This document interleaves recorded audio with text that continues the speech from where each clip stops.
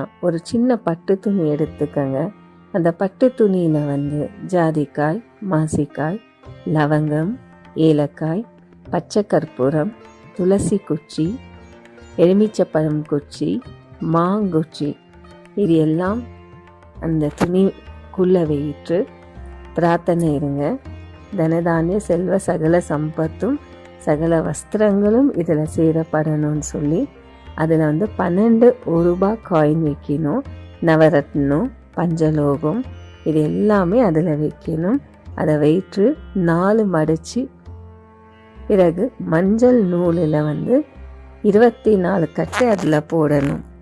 முன்பகுதி பின்பகுதி நல்லா கட்டிட்ட பிறகு நீங்கள் தெய்வ மூலை பீரோக்குள்ளே வைக்கக்கூடிய கேஷ் பாக்ஸ் உள்ள தெய்வ மூலையில் வைக்கணும்.